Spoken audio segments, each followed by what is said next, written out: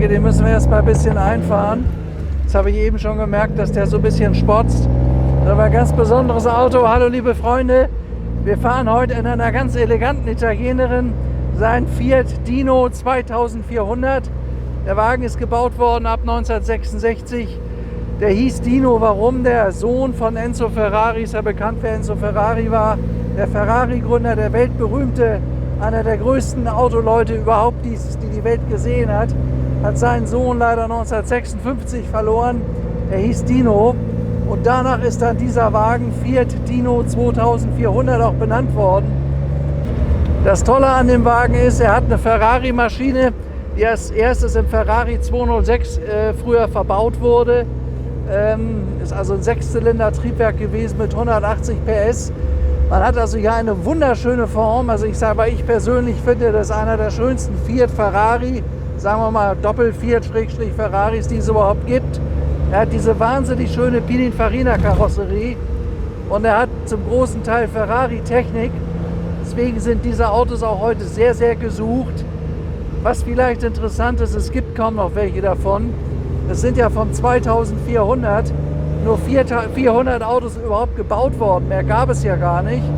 Und von diesen 400 Exemplaren, die man da gebaut hat, sind 50% schon kaputt. Also Fiat sind ja gerne gerostet und wenn die nachher im Alltagsbetrieb eingesetzt wurden, sind viele, viele kaputt gegangen. Und unser Auto hier ist zum Glück nie im Alltagsbetrieb gelaufen. Der ist immer von behutsamen Sammlern gepflegt worden. Wir fahren jetzt mal erstmal ein bisschen ein, aber ich merke jetzt schon, dass der richtig sportlich fährt.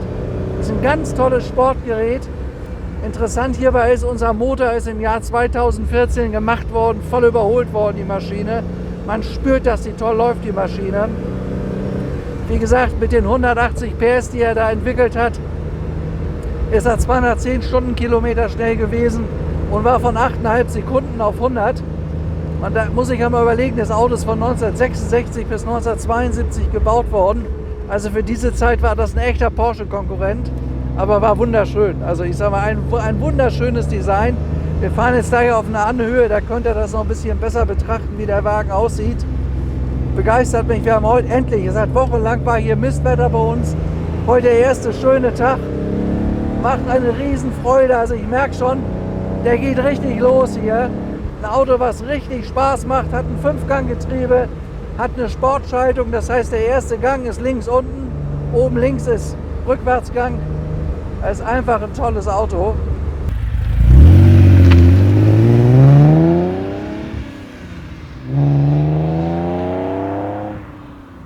Also nachdem ich ebenso meine ersten 2, 3 Fahreindrücke wirklich positiv gesammelt habe, kann ich euch eins sagen, das Auto heißt zwar Fiat Dino, aber da ist viel mehr Dino Ferrari drin als Fiat. Also das überrascht mich. Das Auto hängt ganz toll am Gas, der geht ab wie die Feuerwehr.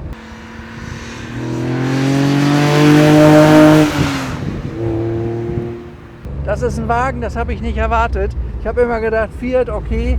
Ich muss allerdings auch sagen, ich habe mich mit diesem Modell nie so richtig beschäftigt. Wir haben in unserer Zeit ungefähr 5 dieser Autos verkauft oder vielleicht auch 6. Die fand ich immer wunderschön, aber irgendwo war es so ein bisschen für mich ein Fiat. Aber nachdem ich jetzt hier in dem Auto gesessen habe und mal Gas gegeben hat, also da sage ich euch, das ist ein Porsche-Schreck.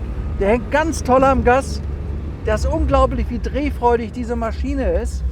Man merkt auch, der geht ja bis 6.500 Umdrehungen. Die habe ich natürlich jetzt nicht genommen, weil er noch ein bisschen kühl war. Aber ich trete euch jetzt noch nicht voll drauf. Aber wenn man da Gas gibt, also boah, das ist absolut Ferrari, der Wagen. Das ist Ferrari.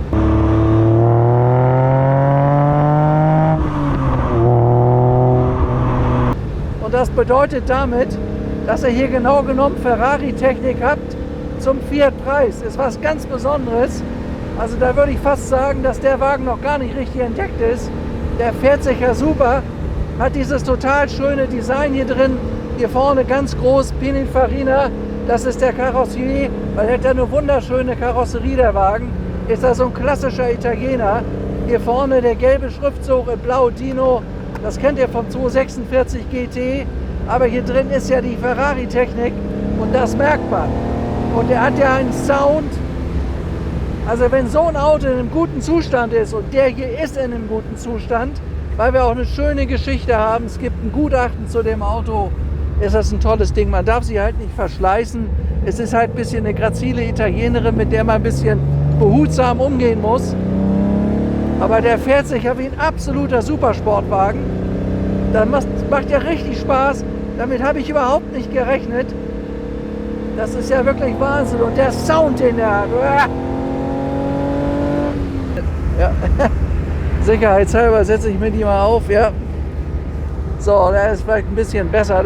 Doch ganz schön windig. Ich habe ja immer noch voll Schnee auf den Bergen. Es hat die letzten 2 Wochen geschneit. Da konnten wir überhaupt nicht fahren hier. Umso begeisterter bin ich natürlich heute, dass ich endlich wieder auf die Bahn gehen kann.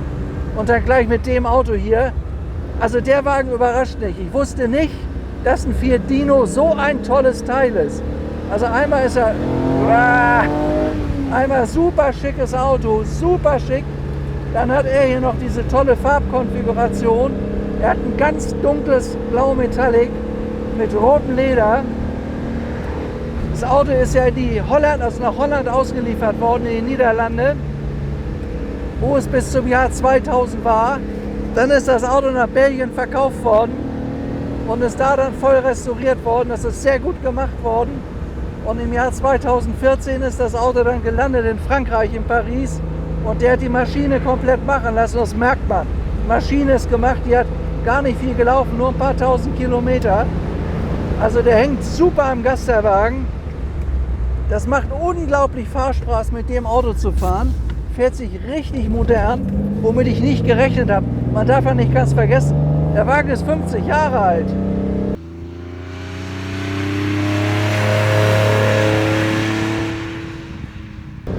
Also das überrascht mich. Das ist echt eine Überraschung, dass so ein Auto so toll geht. Habe ich überhaupt nicht mit gerechnet. Aber das Ding ist auch wirklich im guten Zustand hier. Hier könnt ihr sehen, Drehzahlmesser. Sehr, sehr drehfreudiger Motor. Geht bis fast 7000 Umdrehungen. Das kann man erst machen, wenn er richtig eingefahren ist. Aber ich spüre, dass der Motor super läuft. Der läuft erste Klasse. Hier Öl. Sollte man mal auch gucken, dass der also mindestens 80 Grad hat, wenn man da drauf tritt. So, was haben wir noch? Öldruck ist in Ordnung. Hier der Tachometer bis 250. Ganz schön viel. Also der läuft sicherlich seine 220, schätze ich mal. Und wenn ich mir dann überlege, also da ist das Auto ja genau genommen Schnäppchen. Also ich habe mich manchmal gewundert, weshalb ein Fiat so teuer ist. Jetzt weiß ich das. Jetzt weiß ich das. Ja, man lernt ja immer dazu. Also wir haben ja ein sehr, sehr breites Portfolio an Autos. Ich habe ja alles Mögliche schon gefahren und verkauft. Aber ich habe mich nie um das gekümmert, weil ich dachte immer Fiat.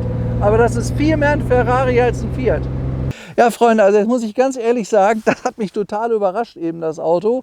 Ich finde die wunderschön von der Form. Er hatte eine total irre Pininfarina-Karosse. Hier vorne steht drauf, könnt ihr lesen, Fiat Dino. Wie gesagt, Reminiszenz an seinen sehr früh gestorbenen Sohn Dino. Es gab danach ja auch den 246 GT Dino. Hier vorne könnt ihr das noch sehen. Schön das Logo vorne auf der Haube. Gelb, Ferrari gelb in dem schönen Schrift Dino in Blau. Aber es ist ja eigentlich ein Fiat, aber unter der technischen Regie von Ferrari entstanden. Und was der für einen Sound hat und wie der losgeht, dieser Wagen, das hat mich eben wirklich überrascht. Habe ich nicht mit gerechnet. Ist ja übrigens ganz interessant. Das Auto ist ja sehr leicht. Der wiegt ja nur 1250 Kilo. Deswegen ist er auch in 8,5 Sekunden auf 100. 180 PS ist eine Menge. Und man muss sich mal vorstellen, die sind gebaut worden von 1966 bis 1972, also nur 6 Jahre lang. Und zu der Zeit hat so ein Wagen, also der 2.4, das war der stärkere Motor mit 180 PS, fast 30.000 Mark gekostet. Also dafür konnte man sich damals einen richtig tollen Mercedes kaufen. Und zwar S-Klasse, ganz, ganz oben. Das war was ganz Besonderes. Und ich sag mal, so ein Wagen in dem Zustand, der kostet heute knapp 180.000 Euro. Also der ist auch wirklich gut, der Wagen, muss man dazu sagen. Es gibt doch Exemplare für 150.000. Aber das Ding läuft wie die Feuerwehr. Der hat eine schöne Geschichte. Es ist alles dokumentiert. Der ist technisch gemacht. Der hat eine tolle Karosserie. Der ist komplett restauriert. Und wie ich meine, diese Farbkonstellation, dieses ganz edle dunkelblau Metallic mit dem roten Leder und den niedlichen kleinen Kopfstützen, finde ich absolut klasse. Womit ich nicht gerechnet habe, das war dieser wahnsinnige Sound. Übrigens hier am Heck könnt ihr gut lesen, wieder der Dino-Schriftzug 2400 und das ist eigentlich das Besondere. Den gab es ja auch als 2000, aber 2400, da gab es nur 400 Stück. Die Hälfte ist kaputt, also es gibt heute wahrscheinlich noch 200 Autos. Das ist wirklich ein sammlungswürdiges Auto. Es gibt kaum welche. Vor allen Dingen fährt er sich leicht. Er hat ja dieses schicke Holzlenkrad. Er hat keine Servolenkung, braucht er nicht. Der ist ganz leichtfüßig, der Wagen. Der fährt sich wie ein kleines Mittelklasse-Cabrio. Aber was man da hat, das ist was ganz, ganz Exklusives, dieser Wagen. Er ist sympathisch, er ist nicht protzig. Und ich glaube, das macht es aus. Auto hat übrigens 4 Scheibenbremsen, das braucht er auch, weil er richtig giftig losgeht. Also ein wunderschöner sportlicher Zweisitzer, hat hinten sogar noch ein bisschen Platz. Also ich sage mal für ein Kind oder für ein großes Sportback oder wie auch immer. Ja, er hat sogar 2 Notsitze hinten, die hat er auch. Gehe mal davon aus, dass der Kofferraum auch relativ groß ist. Wo ist eigentlich der Motor? Ist der hinten oder vorne? Vorne. Okay. Ja gut, sonst werden wir gleich wieder kritisiert. Das Auto ist ja toll, aber der Opa geht gar nicht. Okay.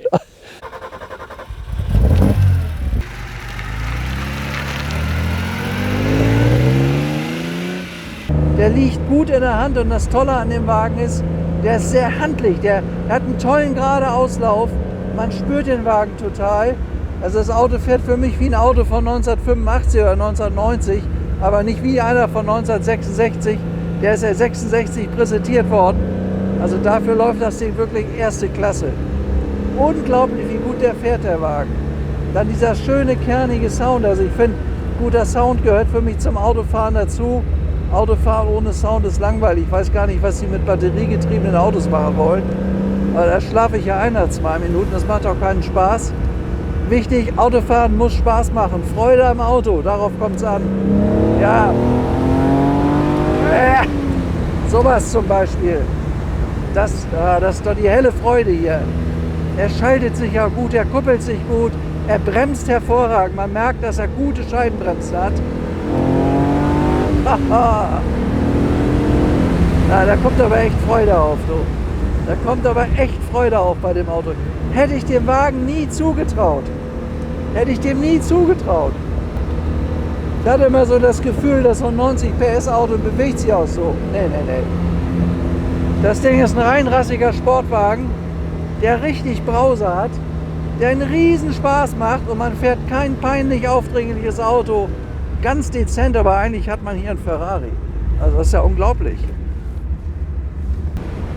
Das ist ein ganz fahraktiver Wagen, ein ganz fahraktives Auto. Also ein echter Wolf im Schafspelz. Ja. So, da wollen wir mal gucken. Hier geht starken Berg hoch. Von wegen fahraktiv. Ah, ja. Jawohl. Ah. Super Ding. Der ist nicht zu hart. Der ist nicht zu weich. Das ist genau richtig. Kannst du richtig Gas geben mit. Also es ist ein totales Spaßauto. Ein totaler Spaßwagen.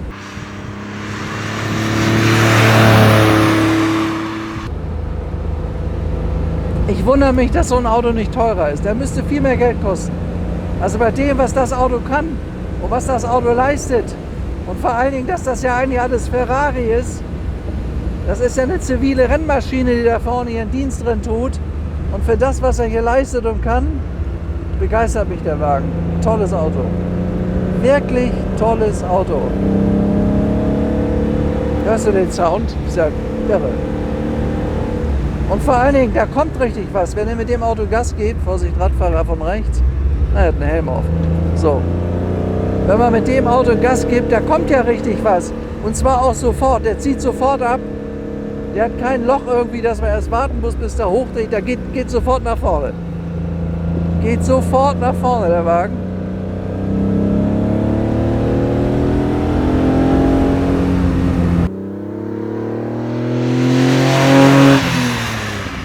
Und bei dem Wetter heute ist das natürlich einmalig. Einmalig mit dem Wagen zu fahren, die Alpen da vorne vor uns.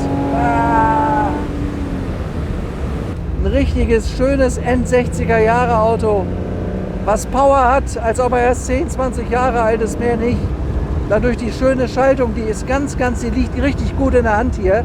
5-Gang-Schaltung. Du hast dadurch das Auto genau im Griff, du spürst genau, was der Wagen macht. Das haben die ganz toll angeordnet, alles ganz toll ergonomisch gemacht. Was sich auch gut anfasst, ist dieses schöne Holzlenkrad hier. Fasst sich toll an, auch die Position von mir zum Lenkrad, zum Armaturenbrett, optimal.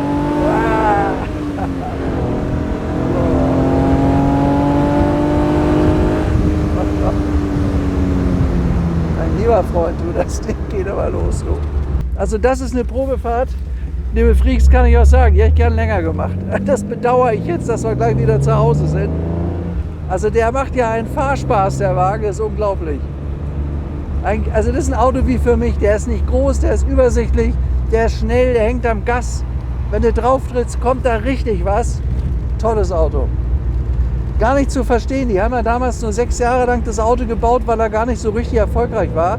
Ich verstehe gar nicht warum, aber ich könnte mir denken, dass der vielleicht zu teuer war, der Wagen. Weil 30.000 Mark war 1968, 70 ein Haufen Geld. Da konntest du dir die dicksten Mercedes und sonst was verkaufen. War wahrscheinlich teurer als ein Porsche. Aber naja, hatte Ferrari-Technik, darf man nicht ganz vergessen. Aber wie das Ding läuft, also ganz großes Juhu, wirklich. Ganz großes Juhu. Natürlich haben wir jetzt auch hier die richtigen Straßen für so einen Wagen. Und heute auch das richtige Wetter. Das ist ja total perfekt hier.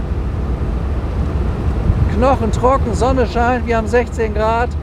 Das ist ja das Schöne. In Norddeutschland bleibt das durch die Meere immer noch lange kalt. Das haben wir im Süden nicht. Wir haben hier Kontinentalklima. So wie hier die Sonne am Himmel steht, wird es warm. Gestern hat es doch geschneit hier und Mistwetter. In Bergen liegt fast 2 Meter Schnee da oben.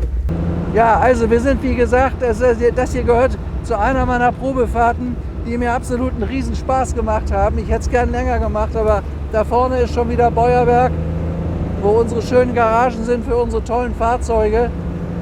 Ja, das war sicher für euch eine ganz interessante Mitfahrgelegenheit, sagen wir mal, in den wirklich völlig agilen, tollen Sportwagen. Eine ganz sexy Italienerin, die super läuft, die auch in einem tollen Zustand sich befindet. Das ist ein Auto, und das muss ich wirklich nochmal sagen, was ich vollkommen unterschätzt habe. Das geht meinem Kollegen Paul ganz genauso. Er sagt, haben wir nie mit gerechnet. Das Ding ist echt klasse. Also hier Holzeinlage hier vorne, da vorne der weltberühmte Pininfarina-Schriftzug, die haben das ja hier designt. Und ich finde, die haben es toll designt. Das ist ein ganz großer Wurf, dieser Wagen. Dann hier dieses schöne, tolle, originale Holzlenkrad hier in Aluminium. Von Ferrari bekannt, der Dino-Schriftzug, Sohn Enzo Ferraris. Hier vorne haben wir die Original Ferrari-Instrumente, steht nur leider 4 drauf, was ein bisschen schade ist, ist aber egal, tut genau seinen Zweck. Hier vorne Benzinuhr, hier vorne Wassertemperatur, Geschwindigkeit bis 250 und das meinen die ganz ernst. Das Ding ist wirklich richtig schnell. Bis 7000 Umdrehungen dreht der Motor, der ist total drehfreudig. Dann haben wir hier Licht. Das alte Blaupunktradio ist auch drin. Das hier drin, das ist alles nicht im Zustand 1. Ich würde mal sagen im Zustand 2. Das kann man auch noch ein bisschen sauber machen. Das hat unsere Technik jetzt nicht ganz geschafft, weil wir wollten heute bei dem schönen Wetter raus und fahren. Ja, und jetzt würde ich sagen, ich mache euch mal einen Motorraum auf. Dann zeigen wir euch mal, was da vorne Dienst tut. Haube geht so auf. Das machen wir kurz mal auf. Hier ist die Dino-Maschine drin, die auch im 206 Ferrari ihren Dienst getan hat. Ihr könnt ja sehen, der ist komplett blau Metallic, der Wagen. Maschine ist gemacht vor 6 Jahren, läuft wirklich klasse. Das habe ich eben gemerkt. Der geht ab wie die Feuerwehr. Ist ein 6-Zylinder-Motor, hat 180 PS, was eine ganze Menge ist. Und das vor allen Dingen, das halt eine Menge, das Auto wiegt nicht viel. 1,2 Tonnen, das ist nicht besonders viel, deswegen geht der so nach vorne. Hat auch keine Automatik, das Auto hat Schaltung, hat eine 5-Gang-Schaltung. Also wirklich ein toller Wagen. Also wirklich, das ist für mich ein echter Tipp. Jemand, der für unter 200.000 Euro einen richtig schnellen, tollen Sportwagen haben möchte, der nicht laut ist, der nicht peinlich ist, der super fährt, der auch noch modern fährt, der genug Kraft hat und Sound. Unser Fiat Dino. Das ist ein echter Geheimtipp. Wir haben noch so ein Auto, was wir uns besorgen können. Ich habe mir erstmal nur den geholt, weil ich mir dachte, einer ist genug. Aber das hat mich so überzeugt, das Auto. Ich hole auch den zweiten ran. Das Auto geht sicher bald weg und das ist eine absolute Empfehlung von mir. Also, alles Gute nochmal. Euer Stefan Luftschütz. War wieder mal ein Riesendreh. Bis zum nächsten Mal. Ihr könnt wieder mitfahren. Bis dahin, alles Gute. Ciao.